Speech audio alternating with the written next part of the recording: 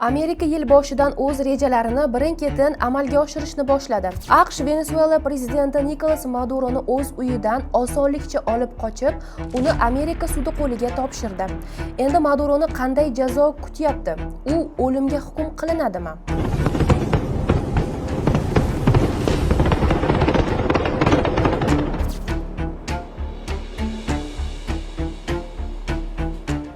Maduroning hokimiyatdan ag'darilishi va Venesuelani vaqtincha Amerika qo'liga o'tgani ortidan AQShning navbatdagi ehtimoliy nishonlari Eron, Kuba va Grenlandiyada ham xavotirlar oshib bormoqda. Endi Amerika bu davlatlarni ham bosib olmoqchimi?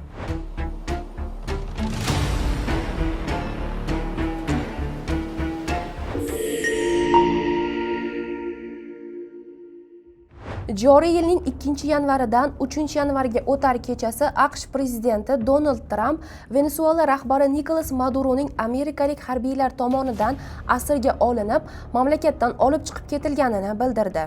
Tramp bu haqda Trassa ijtimoiy tarmog'idagi sahifasida yozib, AQSh Venesuelaga va uning yetakchisi Maduroga qarshi keng ko'lamli operatsiyani muvaffaqiyatli o'tkazganini ta'kidladi. Uning so'zlariga ko'ra, Maduro rafiqasi bilan birga qo'lga olingan va keyin Venesueladan olib chiqib ketilgan. Shu yerda savol tug'ilishi tabiiy. Qanday qilib bir katta mustaqil davlatning prezidentini o'z uyidan osongina olib qochib ketish mumkin? AQSh razvedkasi ushbu qochish rejasini amalga oshirishdan oldin Maduroning harakatlarini bir necha oy davomida kuzatib kelishgan. Ammo Donald Tramp hujumni boshlash buyrug'ini berganida mutlaq qat'iyat operatsiyasi atiga 150 daqiqa davom etgan. AQSh generali Dan Keyinning so'zlariga ko'ra, ular sobiq rahbarning qayerga ko'chib o'tgani, qayerda yashagani, qayerlarga sayohat qilgani, ovqatlangan va ishlagan joylari haqida ma'lumotga ega bo'lishgan. Shanba kuni erta tongda kutilmagan hujum Maduro va uning rafiqasi Silvia Floresni hibsga olinishi bilan yakunlandi. New York Times gazetasining xabar berishicha, Markaziy razvedka boshqarmasiga Maduro haqidagi barcha ma'lumotlarni uning shaxsiy xavfsizlik xodimi berib borgan. Xoin tansoqchi Markaziy razvedka boshqarmasiga shifrlangan kanal orqali Maduroni uxlab qolgani va uning tansoqchilari dam olayotgani haqidagi xabarni uzatgan. Maduroning yotoqxonasi va unga ulangan bunker xonasining ulkan po'lat eshiklari qulflanganda va ochilganda ma'lum vaqt sarflangan. Aynan o'sha ma'lum vaqt ichida Delta Force maxsus kuchlari Maduroni qo'lga olishgan. Ha, shunga aytsa kerak-da, o'zimdan chiqqan baloga qayga boray davoga. Tramp aytganidek, Maduro bunkerga kirishga harakat qildi, lekin shunchalik tez yugurdiki, ulgurmadi. Agar bunkerga kirgan taqdirda ham uni butunlay yo'q qilib yuborishlari mumkin edi, deydi. Xabarlarda aytilishicha, Amerikaning Venesuelaga bo'lgan harbiy amaliyotida 80 nafar kishi qurbon bo'lgan. Bu voqealardan Venesuela xalqi hayratga tushgan deb o'ylarsiz? Aslo unday emas. Aksincha, aholi prezidentni hibsga olgani uchun Trampga rahmat aytib, xursandchilik namoyishlari o'tkazishmoqda.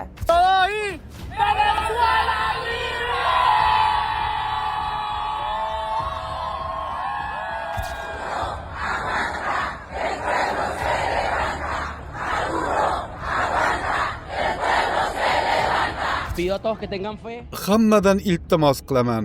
Boshingizni amerikaliklarga faqat neft kerak, faqat bizning boyliklarimiz qiziq degan gaplar bilan qotirmang. Sizningcha bu yerda yillar davomida ruslar va xitoyliklar nimani xohlashdi? Bizning Makka jo'xori lipyoshkalarimizning retsepti nima?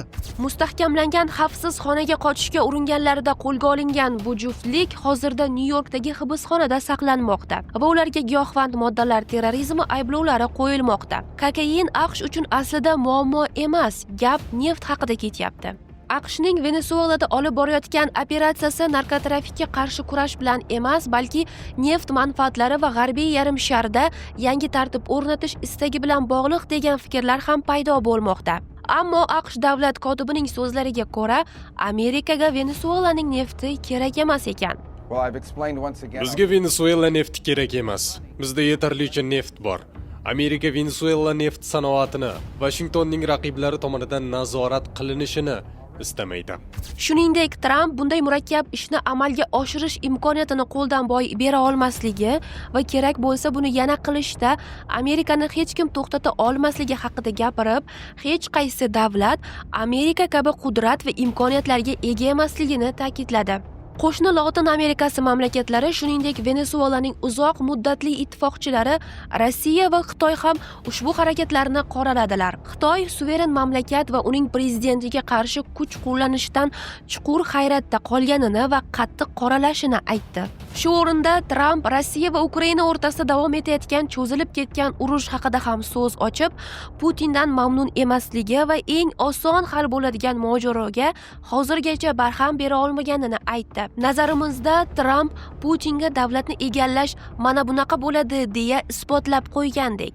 Ukraina prezidenti Zelenskiy Kiyevda bo'lib o'tgan brifingda Venesueladagi mojarolarga o'z fikrini bildirdi. Agar diktatorlar bilan shunday muomala qilish mumkin bo'lsa, demak Amerika Qo'shma Shtatlari keyingi qadamda nima qilishni biladi. Buning ortidan Ukraina ommaviy axborot vositalari Zelenskiy bu gapi bilan Putinga ishora qilganini bildirishmoqda. Trampning Maduroni qo'lga olish bo'yicha amaliyot o'tkazish haqidagi qarori uning kuchni qonundan ustun qo'yishini anglatadi va normalarni mensimaydigan va shaxsga yo'naltirilgan tashqi siyosatni namoyon etadi. Bunday harakatlar demokratiyani himoya qilish deb hisoblanishi mumkin emas va xalqaro munosabatlar uchun xavfli holatni yuzaga keltirishi mumkin.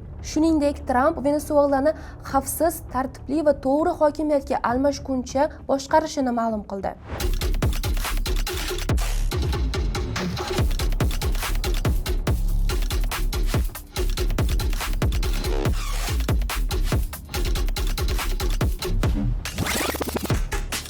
Maduroning hokimiyatdan ag'darilishi va Venesuelani vaqtincha Amerika qo'liga o'tishi ortidan AQShning navbatdagi ehtimoliy nishonlari Eron, Kuba va Grenlandiyada ham xavotirlar oshib bormoqda.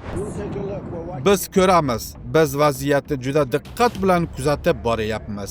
Agar ular ilgargidek odamlarni o'ldirishni boshlasa, Qo'shma Shtatlar ularga juda kuchli zarba beradi. So'nggi kunlarda Tramp AQSh Erondagi norozilik namoyishchilarini himoya qilishga tayyor ekanini bildirgan.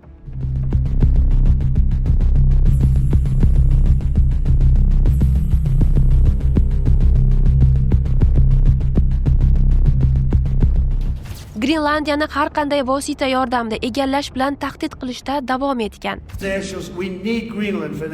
Bizga Grenlandiya foydali qazilmalar uchun emas, milliy xavfsizlik uchun kerak. Bizda foydali qazilmalar va neft qazib olish uchun juda ko'p joylar bor. Bizda dunyodagi istalgan mamlakatdan ham ko'proq neft mavjud. Bizga Grenlandiya milliy xavfsizlik nuqtai nazaridan zarur. Bundan tashqari, matbuot anjumanida Tramp bu ro'yxatga Kubani ham qo'shib, bu davlatdagi holat Venesueladagiga juda ham o'xshash ekanini va AQSh Kuba xalqiga yordam bermoqchi ekanini aytib o'tgan. Bunday xavotirlar tarqalgan bir paytda AQSh prezidenti maslahatchisining rafiqasi Keti Miller Grenlandiya xaritasini AQSh bayrog'i ranglarida e'lon qilib, unga tez orada degan izoh qoldirgan. Bunday ehtimoliy nishonlar paydo bo'layotgan bir paytda boshqa davlatlarda ham xavotirlar avj olmoqda va olomon Amerikaga qarshi neft uchun qon to'kmaslik kerakligi yozilgan bannerlar bilan norozilik chiqishlarini namoyish qilmoqda. Maduro va rafiqasining sudi 5-yanvar kuni Nyu-Yorkda bo'lib o'tdi. Tez orada ular AQSh hududida va Amerika sudlari oldida javob berishadi. Butun AQSh Adliya vazirligi nomidan prezident Trampga Amerika xalqi nomidan mas'uliyatni talab qilishdagi jasorati uchun minnatdorchilik bildirmoqchiman deb yozdi AQSh bosh prokurori o'zining X ijtimoiy tarmog'ida. Xabarlarga ko'ra, Nikolas Maduro Nyu-York sudida tarjimon xizmatidan foydalanib, ispan tilida chiqish qilgan. U shuningdek hozir ham Venesuela prezidenti sifatida qolayotganini qo'shimcha qildi. Reutersning xabar berishicha, Nikolas Maduroning rafiqasi Silvia Flores ham Qo'shma Shtatlarda narkotik moddalarning noqonuniy aylanmasi bo'yicha ish doirasida o'zini aybdor deb tan olmasligini bildirdi. Maduro AQShda o'lim jazosiga hukm qilinadimi?